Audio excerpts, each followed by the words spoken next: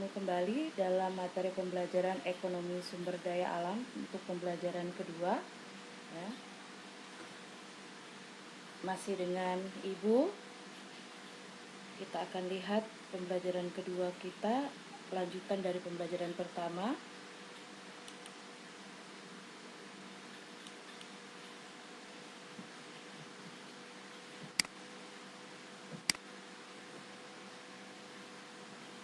Ragam sumber daya alam ya, materi pembelajaran yang kemarin masih di ragam sumber daya alam. Menurut Relic Barlow tahun 72 telah mengelompokkan ragam sumber daya alam menjadi 3 kelompok besar ya. Yang pertama adalah sumber daya alam yang tak dapat diperbaharui. Nah, jenis sumber daya alam ini memiliki sifat bahwa volume fisik yang tersedia tetap dan tidak dapat diperbaharui atau diproduksi kembali oleh kemampuan manusia. Jadi sumber daya alam ini boleh dikatakan adalah sumber daya alam yang dibuat oleh Tuhan ya, oleh Sang Pencipta ya. Sudah dari pada saat bumi ini dibentuk, sumber daya alam ini sudah ada ya. Jadi diperlukan waktu ribuan tahun untuk melalui proses alami ya, misalnya untuk ketersediaan dari sumber daya alam yang tak dapat diperbaharui ini. Jadi kita tidak bisa memperbaharuinya karena ini adalah terjadi karena proses alami. Sebagai contoh ya, ini ada Ibu kasih contohnya metal, batu bara, minyak bumi, batu-batuan. Nah, kalian lihat saja dari contohnya. Pasti di antara kita tak ada satupun yang bisa membuat ini ya, metal, batu bara, minyak bumi dan batu-batuan selain dari kuasa Tuhan itu. Kalaupun misalnya kita ingin memperbaharuinya, itu harus butuh waktu yang lama karena harus melalui proses alami ya. Jadi oleh karena sifat yang dimilikinya, jenis sumber daya ini suatu ketika akan habis sama sekali ya setelah sekian lama dieksploitasi. Misalnya untuk mendapatkannya kembali ya hanya mungkin melalui eksplorasi pada lokasi atau daerah-daerah lainnya yang apabila beruntung kita bisa dapat. Jadi kita harus pindah tempat, tidak bisa di tempat yang itu lagi. Misalnya sumber daya alam itu sudah habis, kita ingin dapat lagi misalnya batu bara, kita harus cari ke tempat lain lagi ya yang ada batu bara. Kalau kita beruntung kita bisa dapat lagi, seperti itu ya. Sumber daya alam yang tak dapat diperbaharui dapat dibedakan menjadi sumber daya alam yang habis sekali pakai ya. Contohnya adalah batu bara, minyak, dan gas alam. Kemudian sumber daya alam yang tidak habis sekali pakai, contohnya logam. Kemudian yang kedua, sumber daya alam yang dapat diperbaharui. Sumber daya alam ini mempunyai sifat terus-menerus ada dan dapat diperbaharui keberadaannya, baik oleh alam maupun oleh usaha manusia. Jadi kalau sumber daya alam yang dapat diperbaharui ini berbeda dengan yang sebelumnya ya. Artinya dapat diperbaharui berarti dapat dibuat ulang ya, atau dapat dibikin lagi bahasa sehari-harinya misalnya seperti itu ya. Contohnya adalah misalnya tenaga surya, tenaga angin, hutan, perikanan, tanah di sini dalam artian tingkat kesuburannya ya. Kalau misalnya tanahnya kita tidak bisa membuat tanah, tapi untuk menyuburkan tanah kita bisa menggunakan usaha manusia, misalnya dengan pupuk atau misalnya digemburkan dengan alat-alat ya, seperti itu, dan hasil-hasil pertanian. Kemudian yang ketiga adalah sumber daya alam yang memiliki sifat gabungan. Sumber daya jenis ini mencakup pada sumber daya biologis ya, seperti hasil pertanian, hutan, marga satwa, padang rumput, perikanan, dan peternakan. Sumber daya alam jenis ini memiliki ciri seperti sumber daya yang dapat diperbaharui karena bantuan manusia melalui perawatan dan pengembangan. Tapi dalam waktu-waktu tertentu, sumber daya alam ini dapat dikategorikan sebagai sumber daya alam yang tidak dapat diperbaharui karena pemakaian berlebihan ya, sehingga mencapai kepunahan. Jadi saat sumber daya alam ini punah, dia juga bisa dikategorikan sebagai sumber daya alam yang tidak dapat diperbaharui. Sumber daya alam yang memiliki sifat gabungan ini bisa dibedakan menjadi dua lagi, ya. Pengelompokan sumber daya alam berdasarkan penguasaan dan kepemilikannya. Yang pertama adalah sumber daya alam yang dimiliki perorangan, dan yang kedua adalah sumber daya alam yang dimiliki umum. Ya, kalau kita bicara tentang sumber daya alam yang dimiliki perorangan, berarti sumber daya alam yang dimiliki oleh seseorang, ya, atau perorangan. Jelas penguasaannya ada di bawah individu atau satu badan, ya. Misalnya ada yang punya tambang, ya, itu misalnya dimiliki oleh seseorang, ya, misalnya mungkin kayak di tambang emas gitu, ya. Itu bisa dikatakan sumber daya alam yang dimiliki oleh seseorang, karena kadang ada tuan tanahnya, ya, begitu, seperti itu. Atau misalnya dimiliki oleh badan atau pemerintah. Nah, kemudian ada sumber daya alam yang dimiliki umum, artinya ini dimiliki oleh semua masyarakat. Misalnya semua penduduk di Indonesia itu memiliki sumber daya alam itu. Jadi oleh karena sifat miliknya bersama, prinsip siapa cepat dia dapat biasanya menjadi pedoman dalam pemakaian sumber daya ini. Oleh karena itu, sumber daya alam milik bersama ini cenderung cepat habis atau punah, ya, karena ya iya pasti, karena semua merasa itu dia punya. Jadi lebih baik saya ambil daripada nanti saya tidak dapat. Ya, kalau semua berprinsip seperti itu, maka lama-kelamaan sumber daya itu pastinya akan habis juga, ya. Oke. Lanjut. Dalam pengelolaan sumber daya alam di Indonesia, pemerintah telah membagi jenis-jenis sumber daya alam yang ada berdasarkan sektoral, ya. Sektoral. Pertama adalah sumber daya pertanian dan pengairan. Oke, sumber daya pertanian mencakup pertanian pangan, ya. Ini yaitu padi, beras, palawija, dan hortikultura.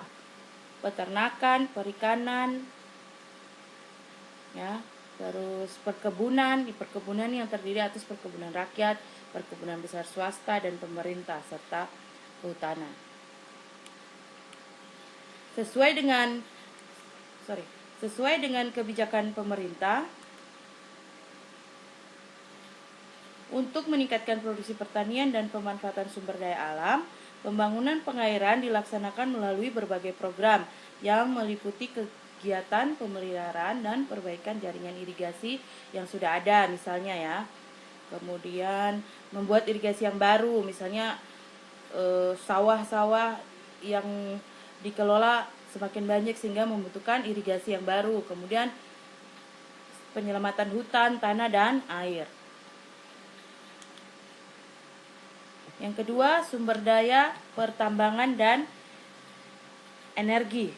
Ini Ibu ada kasih gambar, ya, mudah-mudahan bisa terlihat baik di saat kalian menonton media pembelajaran ini, ya.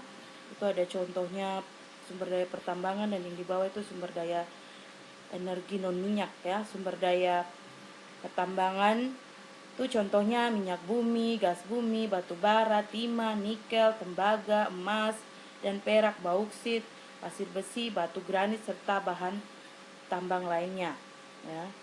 Kemudian ini ada sumber daya energi minyak. Sumber daya energi yang telah dikembangkan di Indonesia masih sangat tergantung pada sumber energi minyak bumi. Yang paling besar kan Indonesia adalah sumber energi minyak bumi, ya.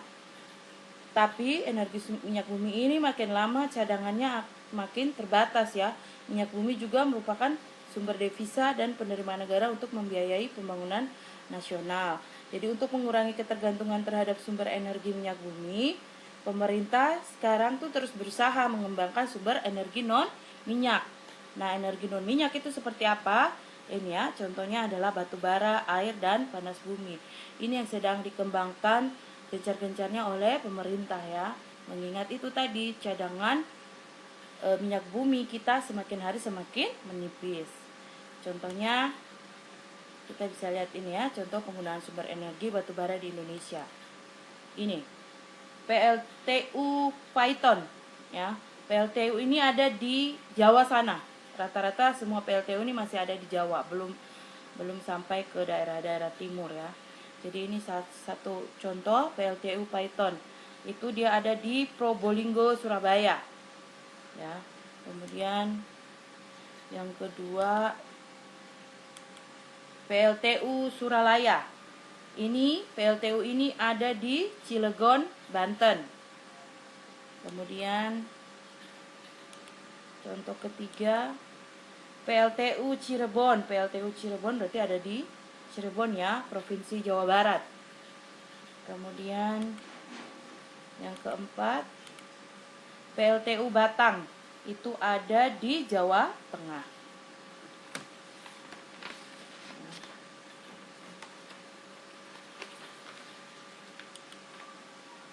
Oke, sekarang kita akan mempelajari tentang sumber daya manusia.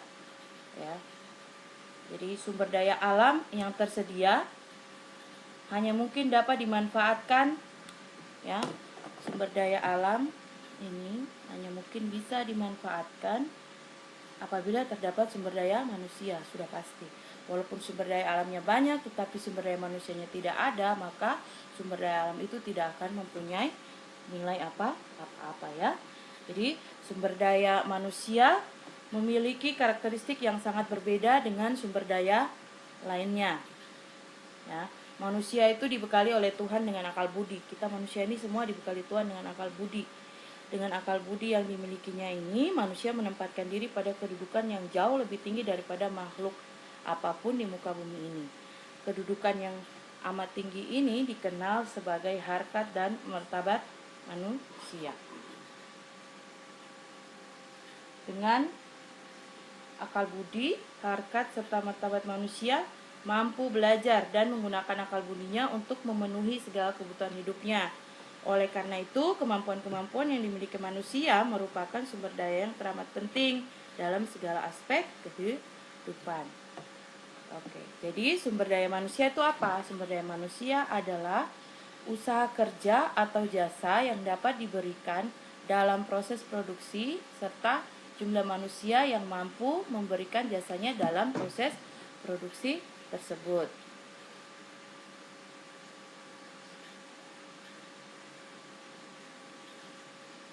Kemudian para ahli ekonomi membedakan sumber daya manusia dalam dua kelompok, yaitu tenaga kerja dan kewirausahaan. Tenaga kerja mengacu pada jumlah sumber daya manusia atau pekerja yang mampu memberikan jasanya dalam proses produksi.